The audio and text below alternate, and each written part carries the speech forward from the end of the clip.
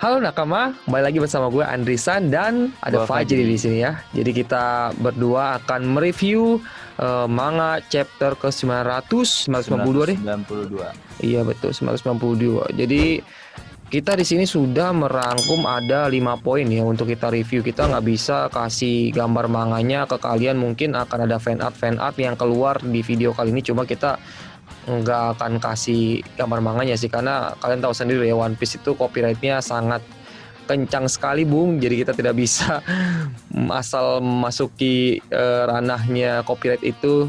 Jadi kita langsung saja ke pembahasan yang pertama. Di sini poinnya adalah pertemuan tersembunyi Marco dengan Perospero dan Big Mom. Jadi beberapa waktu yang lalu sempat ada spoiler yang menyebutkan kalau Marco dan Perospero akan muncul secara bersamaan, dan sepertinya pada chapter inilah kejadian itu terjadi.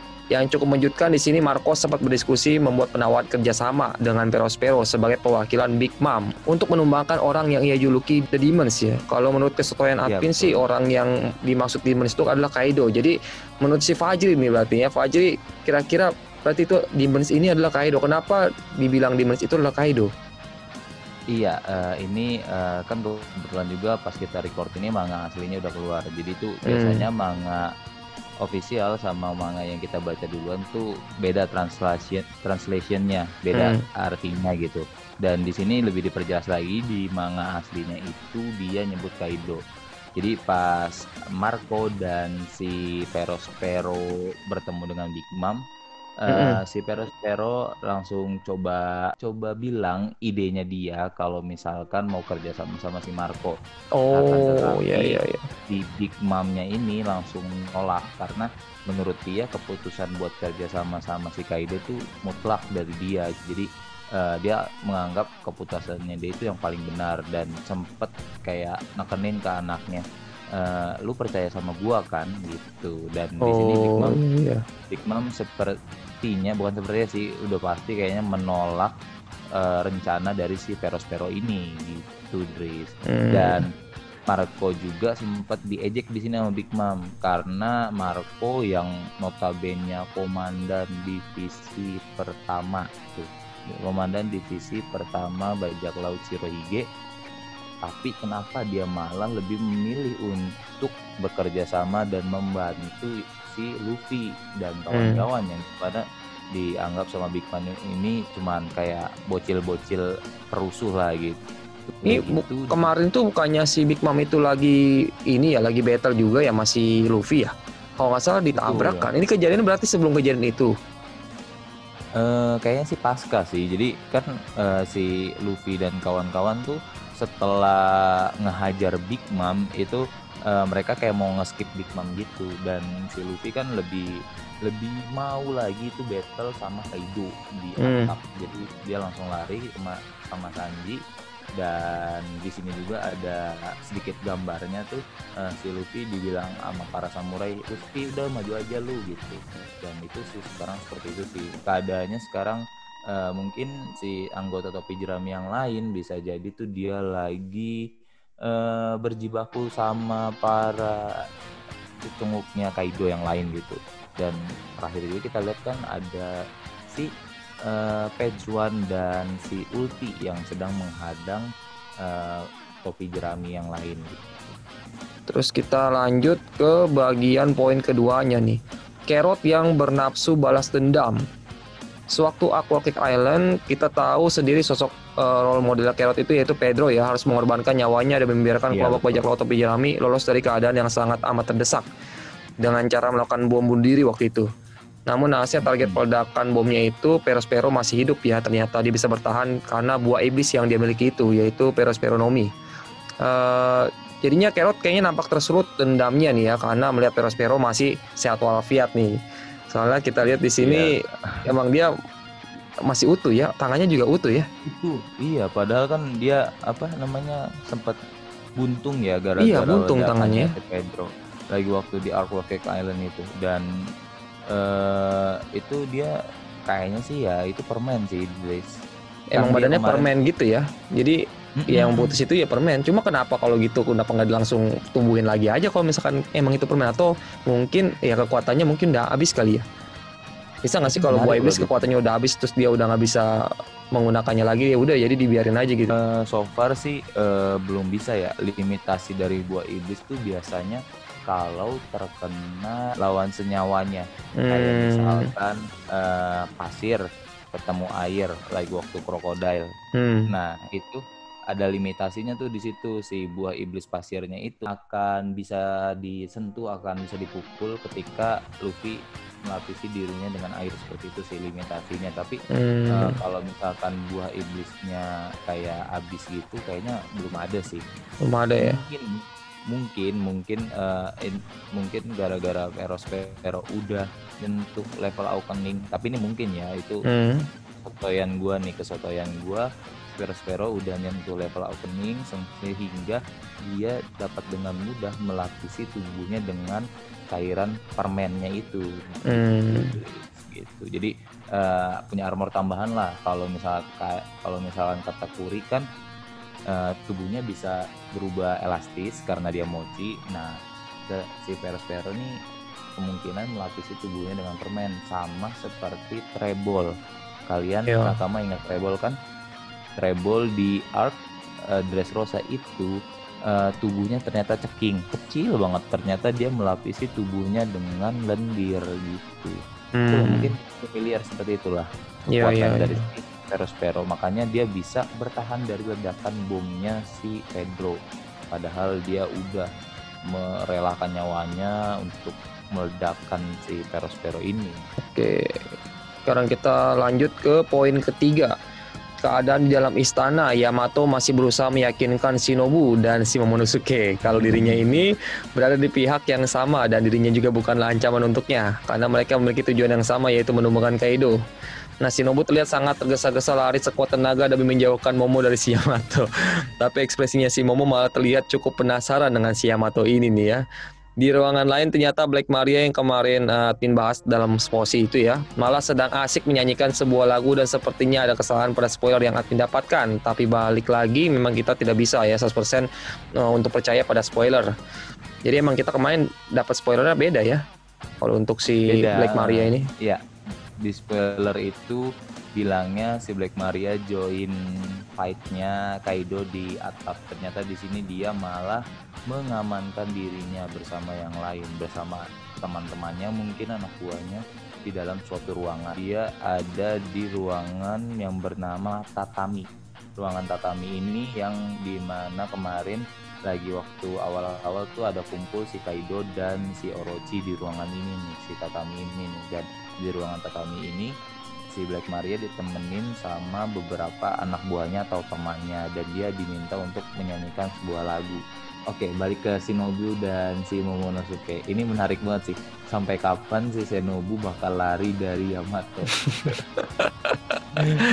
Kayak ini kejar-kejaran tuh cuma dikejar sama si Yamato doang kan, bukan dikejar sama cunguknya Kaido kan?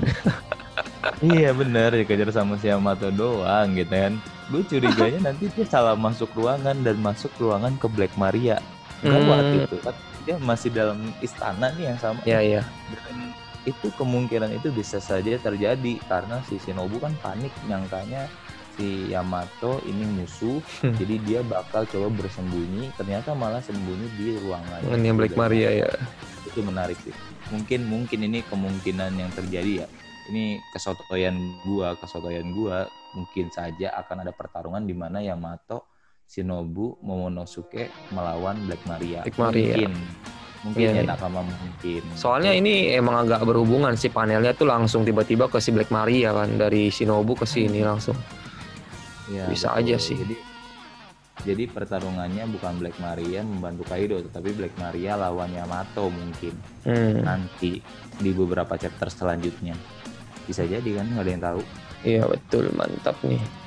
Oke, sekarang kita akan masuk ke poin yang keempat nih ya. Ada di sini Kaido dibuat terpojok. Di luar dugaan admin nih ya, para 91 Benang Merah mampu membuat sang makhluk terkuat di dunia terpojok. Mereka harus bahu-membahu bekerja sama demi menumbalkan sosok naga biru besar di hadapan mereka ya. Dan karena ini poinnya sama dengan poin yang kelima, jadi kita langsung aja nih Jiri ya, untuk bahas juga Kaido terkena serangan telak katanya ya.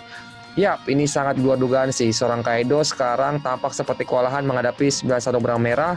Ada sedikit flashback yang cukup menarik di mana Kinemon, Azura, Denjiro, dan Inuarashi ditawari untuk mewarisi teknik berpedangnya Kosuke Oden. Dan hasil dari latihannya itu bisa mereka praktikkan langsung ke Kaido. Sehingga untuk kesekian kedua kalinya tepat di titik bagian tubuh yang sama Kaido terluka nih. Wah, menarik ya sepertinya ya. Ibarat kata main starnya. Jadi topik utama pada manga chapter 992 ini, di mana kelanjutan pertarungan antara 9 sarung pedang merah melawan si Kaido. Pertama, Kaido melakukan geraman atau mengaung, dan aungannya itu mengeluarkan petir, Dris. Ingat Ya, kemarin sini pas kelihatan posisi sih, jelas sih. Iya, posisi kemarin kita sempat berasumsi bersotoy, bersotoy gara-gara spoilernya itu bilang kalau Kaido mengeluarkan petir melalui senjata, tapi ternyata si Kaido itu ngeluarin Malah petir mengaung ya. sendiri, dari aungannya. Dari kesotoyan kita kemarin tuh di posisi kita bilang kalau Kaido ngeluarin petir tuh dari hakinya kemungkinan besar, dan ya so far sih gue sendiri sih masih yakin. Kalau lu gimana? Ini menurut lu gimana nih aumannya si Kaido ini berdasarkan kemampuan dari buah iblisnya kah atau dari efek hakinya juga? Kalau menurut gua pribadi nih sih ya, kalau pribadi sih karena dia ini adalah sosok naga gitu ya. Naga itu punya banyak berbagai macam elemen sih kalau menurut gua ya. Jadi harusnya nggak melulu tentang elemen api, jadi harusnya dia juga bisa mengeluarkan elemen petir mungkin ya. Cuma harusnya sih harus ada bola-bola energinya sih kalau misalkan dia emang mengeluarkan petir gitu ya, harus ada bola-bola energinya yang ada di mulutnya itu seharusnya. Tapi ini kan kayak cuma ngaung doang terus tiba-tiba keluar petir gitu kan tiba-tiba. Jadi gua ngerasa ini juga emang kayaknya haki deh, bukan petir yang benar-benar keluar dari mulut naga. Jadi kalau misalkan ini harusnya petir, harus ada bola energinya gitu di tengah-tengah kemungkinan ya. Kalau dari yang gue lihat gitu ya. Iya, kalau yang gue tahu sih kalau misalkan kita mau ngelawan petir biasanya ada bola-bola energinya sih. Baru dari bola-bola energi itu baru dia keluarin tuh kan petir-petir itu keluar dari situ. Nah ini kan cuma dari mulut doang ya. Makanya kita bisa berasumsi juga kalau ini emang dari haki kemungkinan besar. Dan soalnya haki biasanya kalau haki keluar itu emang ada ini kan kayak ada fenomena-fenomena alamnya. Contohnya dia keluarin petir ini kan tanahnya itu kan retak-retak kan. Kelihatan di sini retak-retak semua nih. Ya bisa jadi itu kekuatan haki juga. Ya pendapat gua kan ini ada perpaduan antara kekuatannya dia juga dengan haki. Karena gua merefer asumsi gue ini dari beberapa contoh yang dia ada di manga maupun anime. Ketika melakukan pertempuran, orang yang memiliki tingkat haki yang cukup tinggi levelnya itu ada fenomena alam ketika mereka mengeluarkannya. Contohnya ada si Shanks lagi waktu ketemu sama Shirohige, langit terbelah. Si Roger dengan Shirohige ada efek petirnya pas Roger mau mengeluarkan serangannya itu. Ingat nggak yang lagi waktu mau menghajar Oden, Roger pedangnya ada petir-petirnya. Terus pas lagi mau adu sama si Shirohige itu ada petir-petir. Ada petir-petirnya juga. Pedangnya nggak saling bersentuhan gitu, ada gesekan energi dan ada efek petir-petirnya. Dan mungkin si Kaido juga di sini itu adalah salah satu efek dari kekuatan hakinya dia juga, dan diperkuat lagi dengan statusnya sebagai naga seperti yang Andreas bilang tadi. Tapi gue baru ingat juga sih kalau misalkan haki biasanya kalau digambarkan di manga itu warnanya hitam atau warnanya putih sih? Hitam ya? Hitam gitu. Oh, berarti ini kayaknya kemungkinan bukan haki sih ini kayaknya. Soalnya penggambarannya putih biasa ini. Jadi ada kekuatan dari buah iblisnya Kaido gitu ya. Iya, berarti ada kemungkinan juga ada indikasi kalau ini kemampuan buah iblis. Soalnya kalau gue perhatiin biasanya kalau memang haki dia kemungkinan pasti akan ada jenis penggambarannya seperti apa. Soalnya kalau selama ini kita ngelihat di manga jenis penggambarannya hitam semua kan, gambar tentang haki itu. Iya. Balik lagi ya, itu asumsi dari kita ya. Itu kesotoyan kita masing-masing ya nakama. Jadi nakama bisa bebas nyopoin apa nih Kaido nih dari kekuatan buah iblisnya kah atau dari ada tambahan hakinya kah atau gimana. Jadi itu tentang si Kaido yang mengeluarkan petir nih. Terus lanjut lagi setelah mengeluarkan petir si 9 sarung pedang merah dengan dengan mudah, nggak mudah sih, dengan kagetnya dia langsung menghindari tanah-tanah yang retak. Lalu ada yang di atas, ada yang di itu, jadi nyerang dari berbagai arah, Dari berbagai arah ya. arah. Oh, di sini ada diperjelas lagi sih. His roaring turns to lightning, kata si Raizo. Jadi aumannya berubah menjadi petir. Nah, itu diperjelas lagi tuh ya. Oh iya, berarti benar itu adalah petir ya. Petir berarti naga elemen. Jadi Kaido elemennya bukan api doang, bisa jadi itu kekuatan barunya mungkin. Nanti kita bahas lebih lanjut. Setelah dapat menghindari dan coba menyerang, ternyata dari sisi butanya kan naga gede, nggak bisa kelihatan dari arah bawah. Nih, di sini dari bawah langsung dimanfaatkan sama Nekomamushi. Iya, dengan lengannya Kaido dari sisi butanya, titik buta serangannya Kaido, titik buta pertahanannya Kaido, si Nekomamushi mengeluarkan serangan yang bernama Crimson Cat Dance. Nah, itu dia muter-muter, nyakar gitu, uppercut nyakar. Lalu Kaido seperti gitu, kayak mental ya ke atas gitu, mental ke atas gitu. Baru di sini dieksekusi sama si Kappa Style ya, dari Komatsu. River of Sea. Nah, ini menarik banget, ini kombinasi serangan bertubi-tubi nih dari 9 sarung pedang merah. Iya, nggak cuma mereka berdua doang soalnya. Iya, dan di sini kalau diperhatikan lagi nih, sedikit di zoom nih, ternyata pas si Kawamatsu melakukan serangan itu ada sedikit kayak entah percikan darah ini di daerah tanduknya di River of Sea, atau itu dari rambutnya Kaido sih, nggak tahu sih. Ini komentar menurut Nakama, ini bagian ini tuh darah atau rambutnya Kaido. Nanti komentar gimana menurut Nakama. Kalau bener darah itu keren juga sih, Kawamatsu bisa membuat Kaido mengeluarkan darah, itu prestasi loh. Setelah karena combo serangan 2 kali dari 9 sarung pedang merah, combo awalnya si Kawamatsu ditampol pakai tangannya Kaido, mental di situ. Kita bisa lihat mau dikangkram, ternyata bukan, malah ditampol mental, nabrak suatu tebing. Di situ kita bisa lihat. Lalu kemudian selanjutnya serangannya dibalas Kaido, ya sama si Inuarashi. Iya, Kaido lengah nih. Kaido lengah nampol si Kawamatsu. Lalu si Inuarashi nusuk pakai pedangnya yang ada di kaki. Mantap sekali ini kombinasi serangan bertubi-tubi ini nih yang buat Kaido kewalahan, bahkan terpojok ya sekarang ya. Gua nih terpojok nih kondisinya nih Kaido nih. Setelah ditusuk, ada kombinasi serangan antara 2 saudara, yaitu Izo dan Kiku. Si Kiku mengeluarkan style berpedangnya, jurusnya namanya Fallen Snow Sights. Jadi kayak ini yang kemarin kita udah ngomongin disposi ya. Dan ternyata keluarnya tekniknya seperti ini nih. Emang beneran sih ada snow-snownya. Iya, kan dia The Lingering Snow kalau nggak salah julukannya ya. Itu. Dan si Izo di sini melakukan tembakan bertubi-tubi. Mantap. Jadi kombinasi yang membuat Kaido terengah-engah. Saking kesalnya dia langsung melancarkan counter attack lagi dengan napas apinya. Dan ini yang epic. Dan yang paling epic di sini ya. Raizo menguatkan sebuah gulungan besar guys ya, seperti ya ninja-ninja di Naruto ya, menggunakan gulungan besar. Cuma ini gulungannya amat sangat besar sih. Ukuran naga aja gede banget tuh kan, dan ini dia udah sekepalanya Kaido, seukuran sebesar itu emang napas apinya Kaido. Dan nggak tahu gimana dia bisa membawa benda sebesar itu, disimpan di mana itu dia ya, tiba-tiba keluar aja kayak Kuchiyose mungkin, Drift tiba-tiba langsung muncul tiba-tiba. Terus di sini dia langsung melilit ya tubuhnya si Kaido itu, habis dililit baru dibalikin lagi serangannya. Gila.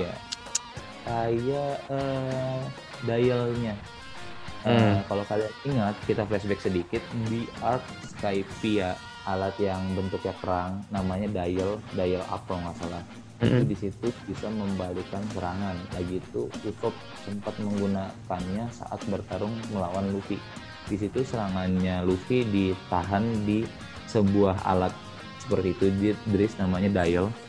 Dan setelah serangannya ditahan, Usopp balikin lagi serangannya ke Luffy sampai Luffy mengeluarkan darah dari tubuhnya, yang efeknya sama persis. Kalau yang alat itu nggak bisa menyerap kekuatannya Kaido karena kan efeknya gede juga gitu, dan ini kita lihat sendiri gulungannya juga gede. Jadi ya kayaknya sih itu mirip fungsinya, cuman penerapannya beda. Untuk scaling serangannya beda, ini serangan yang luas, kalau Luffy serangannya itu single target lah waktu itu gitu.